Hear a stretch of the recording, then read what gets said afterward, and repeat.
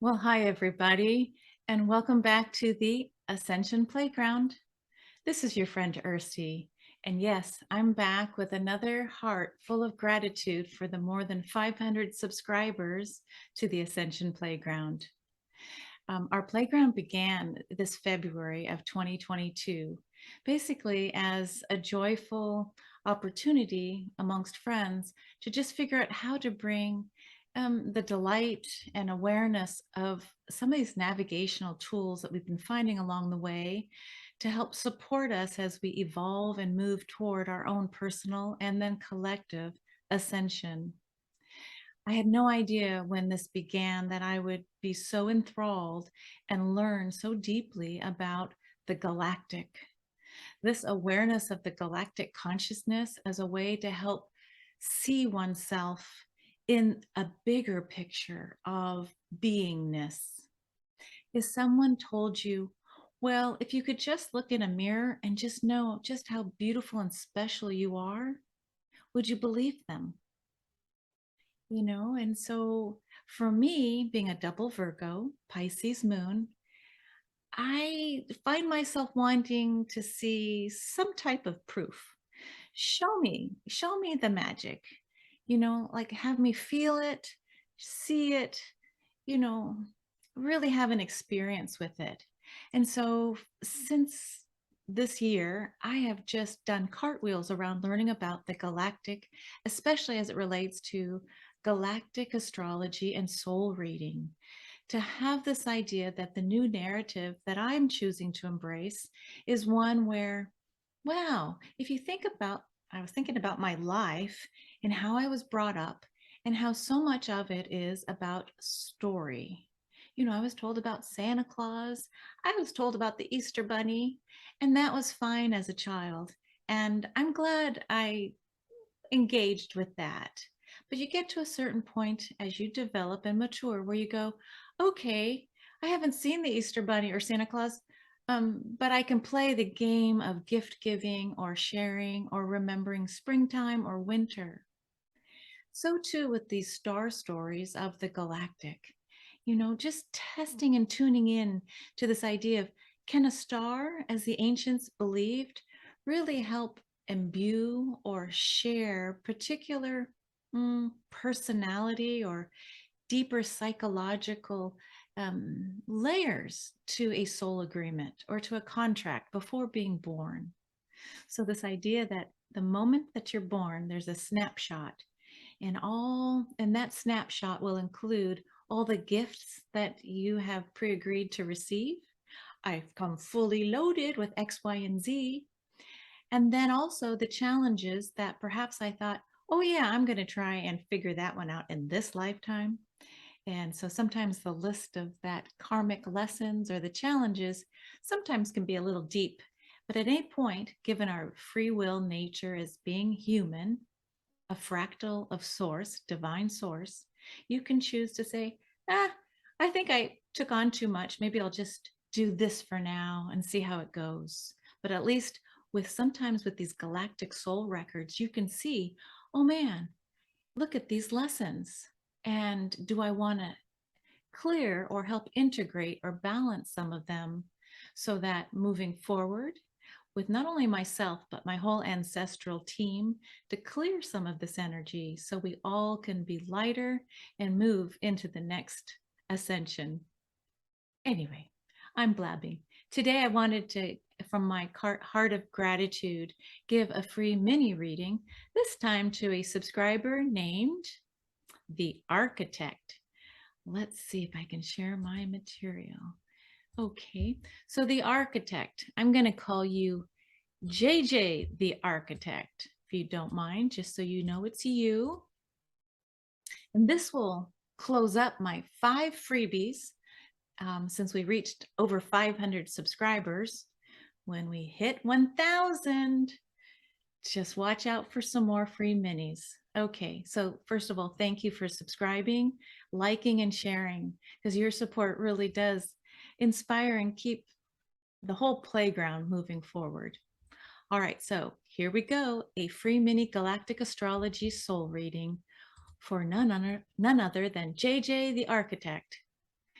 I found this beautiful painting on Facebook, and I'm sorry I don't know the name of the artist, but somehow, JJ, I just thought this is a beautiful gold fluttering butterflies that are moving towards the ascension process, flying, already done, already moving forward and upward.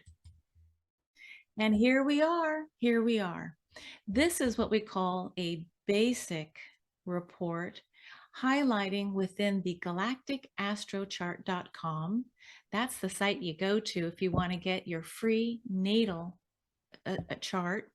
You plug in your information, but this is the basic reading. And what this does is it highlights the strongest, most impactful connections you have with very specific constellations. Okay, so we'll get more in detail with which stars, but right now we're looking at the constellations.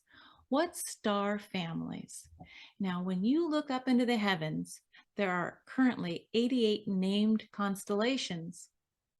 That's a lot of names, and that's a lot of stars to kind of figure and sort out. But we're working from our perspective of Earth. We've got our sun and our moon, but we're looking at the stars from the perspective of Mother Earth, of Gaia. So at all times, I'm looking at these soul record readings as connecting us in with Mother Earth while we look out and see where was our cosmic journeying when we decided as a soul to come into this system. All right, so JJ, here we go. Obviously, we see Aquila, Hydra, Leo, Hyades. There are some galactic soul connections that you have. Orion, Auriga, Virgo and Boots, and yes, Andromeda and Draco. Okay, so your question to me, dear JJ, was getting a reading and feeling this idea that you're an Andromedan warrior from the 12th dimension. Okay, so from Andromeda, what we can say by just looking at this basic, this basic layout is yes, there is a soul connection through your Chiron, the wounded healer in the sign of Taurus that is connected to Andromeda. But when you play the game of linearity, of I first was here, and then I went there, and then I went to this place, and then I came to Earth, and then I went back. See, that's a timeline. That's linearity. Let's just hold for just a moment all of these names in more of a sphere, in like a holographic potentiality of everything happening at once. We can do this when we move into what's called quantum. When we get beyond the third and fourth dimensions, we can actually tune into energies beyond our linear way of thinking. I was born, I have middle life, and then I die. Okay, that's a timeline. So linearity. So here's the thing, and I was going to stop sharing, but let me say this really lovingly from my heart. Oftentimes, we only know what we know in a moment, and we're only responsible, I assume, for what we know. So there's been so many of us who've known in a short period of time, oh, Pleiades, oh, Andromeda, oh, Lyra. But beyond that, it's really been difficult. So as far as knowing the broader star families. So here's what I'm going to do. I'm going to encourage you, JJ the Architect, to explore and hold the door open for the potential that if it doesn't turn out to be an Andromedan, angelic warrior of the 12th dimension, maybe that's okay, but maybe it's true. I'm just saying, according to this game, this cosmic game of trying to understand your soul's journey in the cosmos, that there could be other family members. And this is what's so exciting for me, is to see that, oh, I have no idea what the Aquila constellation is all about. Well, until I started researching, right? And so you too can find out more about these beautiful constellations and their fixed stars by either Googling their names, or a wonderful site that will come up often is astrologyking.com. The gentleman named Jamie, who oversees astrology.com, has the kindest heart and has given so much information for free. So if you go check that information out, he does have a donate button. Okay, back to the architect. Here we go. What's the first thing I notice? Because I'm starting with your Pluto line, okay? Well, here's what I notice. You got a lot of activity happening. There are some charts that I have seen that they're just very specific. There's few soul connections. I would say yours is a pretty full dance card. So your cosmic dancing in this system has been quite extensive. Now, let's just look at the colors. Okay, Andromeda up in Mars and Jupiter. Okay, trining a star, a fixed star named Almach. So if you want to investigate, it's not just an Andromedan angelic warrior. There's many stars in Andromeda. This system tells you, oh, look here specifically, there's a trine to Almach. Any trine in your chart means you've brought forward into this lifetime that star's gift. What's the gift of Almach?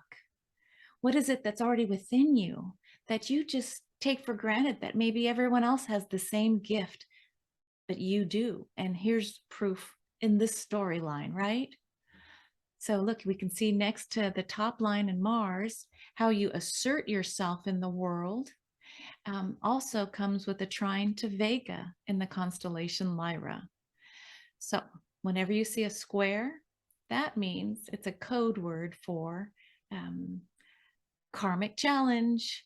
Is there a life lesson that still needs to be reevaluated that you may have picked up, maybe did something wrong or hurt someone or did something as the quote unquote bad guy that is now you've said in this lifetime as the architect to come forward and try and resolve and bring to a neutral point.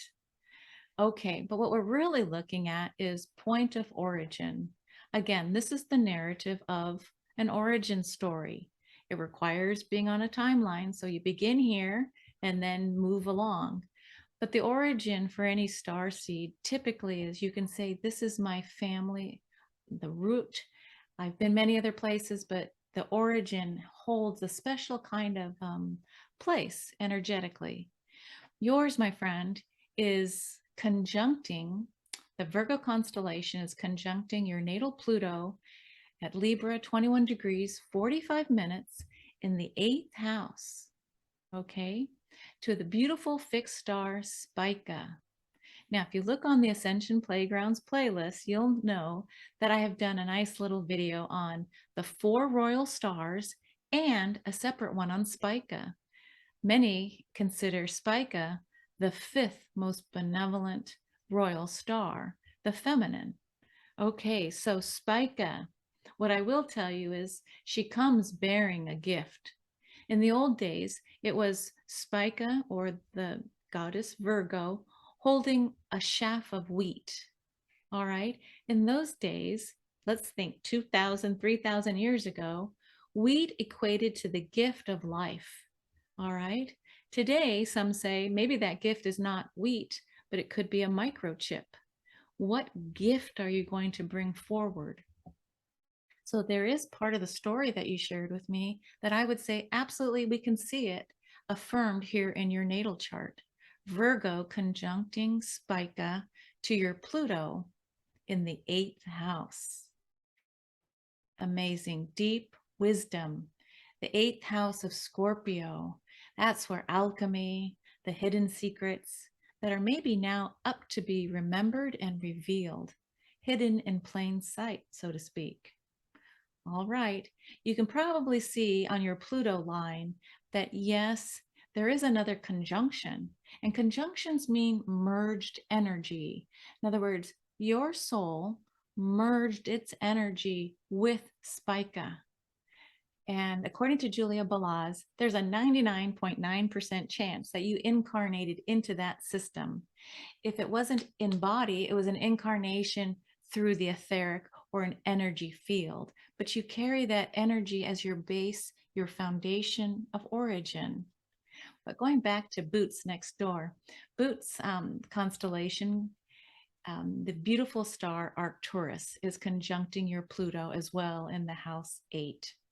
Let me tell you right now on October 19th, 2022, we are within the Arcturian energy.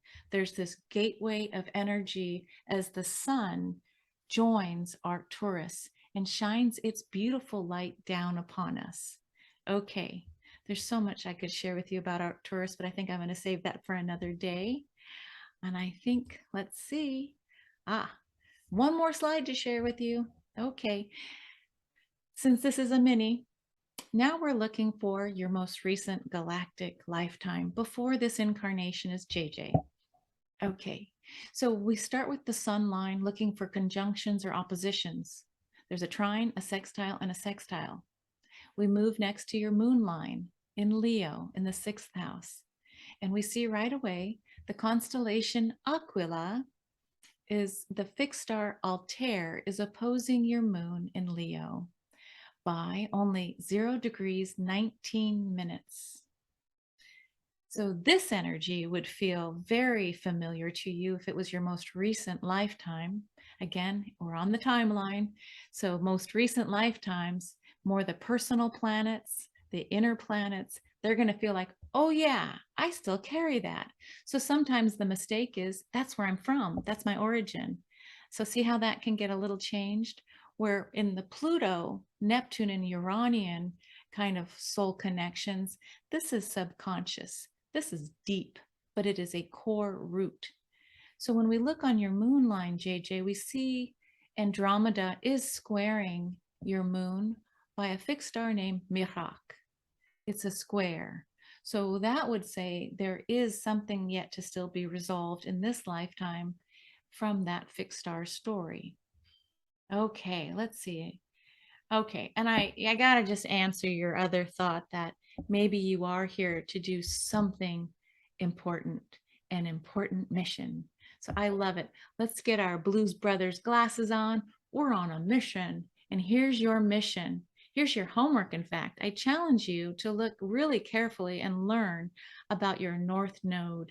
Your North Node, that's the NNJJ, is at the latter degrees. It's 29 degrees of Leo in house 7. Look at how much is happening in your North Node and South Node. You've got Hydra. Well, you've got, let me just name the stars. Alphard, Regulus, the King star, the Galactic Center, Polaris, Betelgeuse. A lot of stars are squaring from the Pleiades. And then you've got Alpha Centauri. That's your homework. If you decide to take the challenge, learn more about your North Node. What compass point? Because if you're here on a mission, this line will tell you what support you brought in, where the challenges are, and what to focus on. Okay, well, that's all I got for the mini. Thank you, everybody. That sums up the free minis. When we hit 1,000 subscribers, with your help, I'll be back to offer a few more. In the meantime, oh my gosh, I got to go answer all these emails. I'm getting requests coming from around the globe. Japan, Australia, the UK, South America. I mean, I had to go look up some of these cities because I just didn't know where they were. But now I am really excited to be part of trying to connect your star's origins, your stars, the stories of the stars and how they may or may not impact your current life. In the meantime, I hope you have fun today. There's so much to this beautiful magic of being alive in this now moment. So thank you for being part of the Ascension Playground. And I do appreciate any comments coming back. If you have questions, if I can get to them, I will, or comments or shares, really appreciate it. If there's another topic you'd like to have me consider thinking about and sharing on the playground, do let me know as it relates to galactic astrology. All right, friends, see you next time. And bye for now.